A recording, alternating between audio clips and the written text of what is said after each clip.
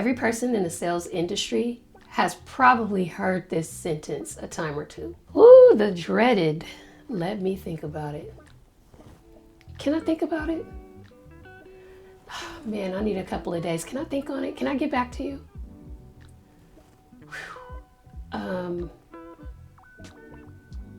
No, it's a good program, but let me think about it. It's good, but I want to think about it, right? Everybody has heard that before, right? Every single body, but I'm talking specifically to personal trainers today, all right? And I know you've heard that phrase, and it's like a punch to the gut, right? You got your hopes up, you're ready to sign this person up, but boom, no, not gonna happen, at least not today.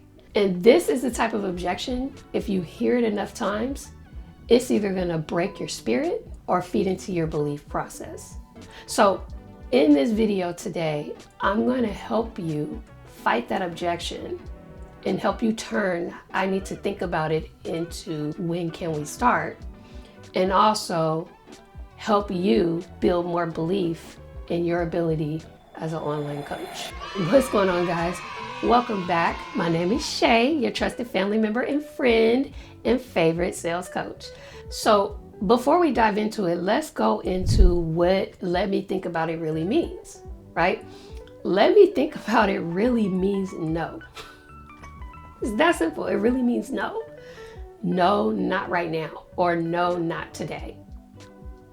It's just a nice way of saying no at the end of the day. Why does people say no? Because they didn't feel like it. They simply just didn't feel like making a purchase today. They didn't feel like it. Again, all buying decisions are emotional. It's not about the price. It's not about your program. It's not about the time frame. It's not about any of that. It's about one thing and one thing only: fear. Fear of failure, fear of commitment, fear of change, and sometimes it's fear of you, right? Fear of not knowing who you really are yet, right? All of these different fear factors pours into why a person doesn't want to make a buying decision right away. And when you try to overcome this objection by lowering the price or giving someone a discount or, asking them, what do you need to think about? You're completely missing the point. Because here's the truth. When someone is ready to commit, there's no discount in the world that will make them successful. So here's what you should do instead. Lean back, smile, pause for a second. Again, over 90% of all communication is nonverbal. When your silent reactions are positive ones, you take pressure off of the prospect. So lean back, smile, and say, yeah, you should think about it. It is a very big buying decision. Totally. Take all the time you need, no pressure. How long did you need to think about it? A week? 2? No, a couple days. Are you sure you don't want like a full week or 2 weeks, a month? No, I got it, Thursday. Again, that clears their head. That takes some of the pressure off, takes some of the fear out of their minds. And then hit them with, okay, let me pull out my calendar and see if I have that date available. Start playing with your keyboard, your mouse, make it seem like you're really looking into your schedule and just politely ask, hey, while I'm pulling up my schedule, just out of curiosity, what exactly did you need to think about? Did you need to think about the program or did you need to think about the price? Aha!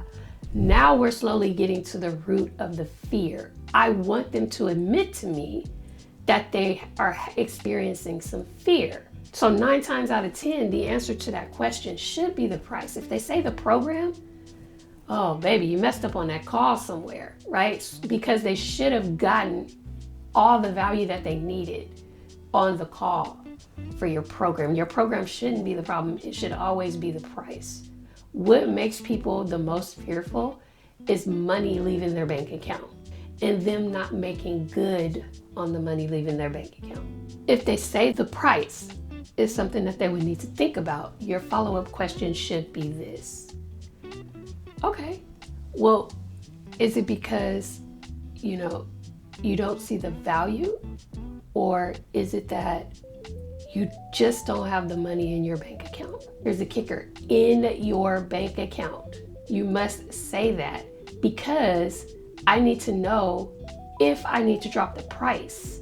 If they say they don't have the money in their bank account, then you have a couple of options. You can suggest to either put it on a credit card, which works like a charm for a lot of people. A lot of people weren't even thinking about that.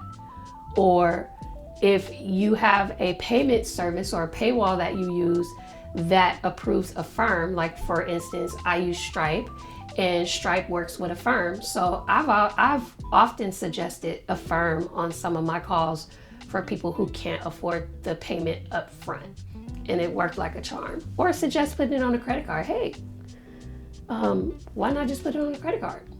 You know, a lot of these credit card companies will give you up to 2 to 5% cash back. So, you know, it'll be a win-win situation. You actually get incentives. So you'll be able to, you know, get your dream body as well as getting some perks. Again, that's another option. Or you can opt to lower your price. Maybe contract your services out. Put them on a monthly payment to where it's more affordable to them today.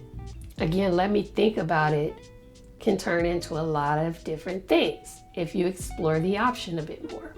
That's the money route.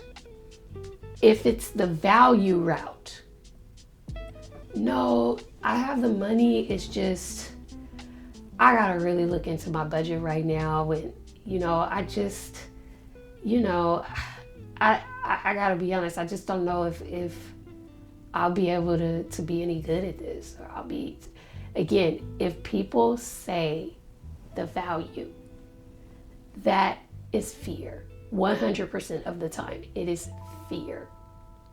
And how you fight a fear objection is to put the focus back on them. What they will either be gaining if they was to join your fitness program, and what they're going to continue to suffer with if they don't join your fitness program. It has to be a combination of the two. So this wouldn't be a very good video if I didn't provide role play examples for you. So let's role play this scenario in a couple of different ways. Let's just say I dropped the price and the prospect said, let me think about it. You know, and they gave me a budget reason. Okay, so let's act this out in real life. So Mrs. Jones, you're gonna get everything that we talked about. For 16 weeks, it's gonna be one payment today of $997.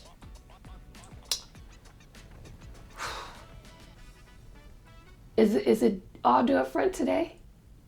Yeah, that's how I typically do it. One payment, paid in full, and it's done. Okay. All right, I'm gonna have to think about it. No problem. I realize this is a big buying decision. You don't have to make a decision today. No pressure at all. How long do you need to think about it?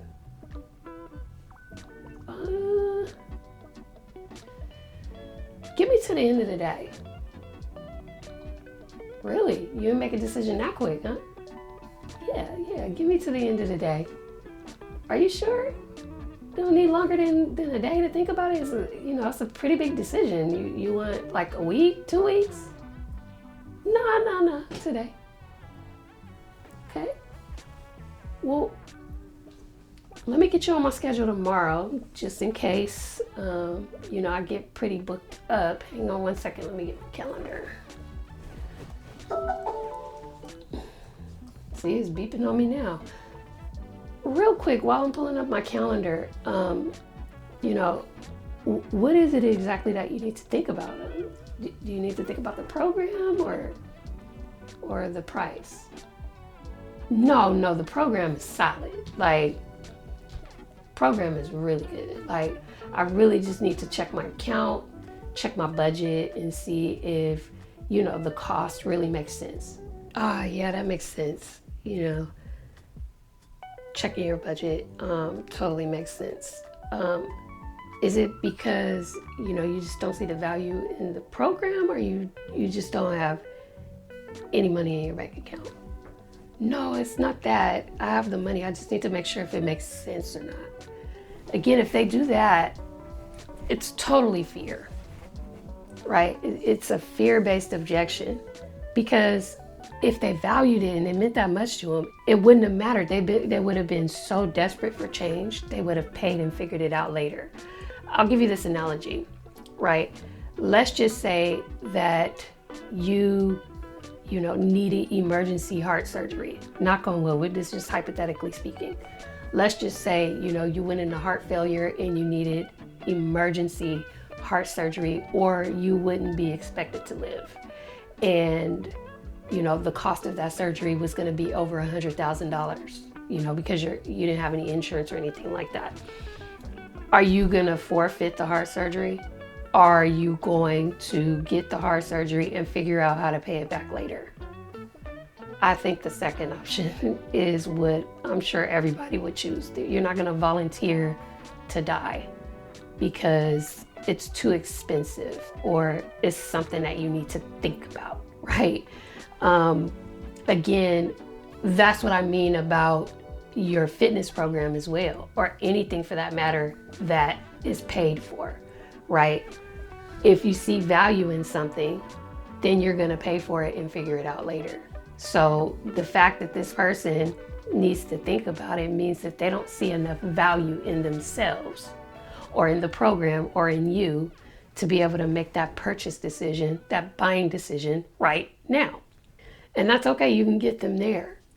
So once you discovered that it's a fear option, you can do one or two things, right? You can then offer to drop the price at that time, but that's an easier way out.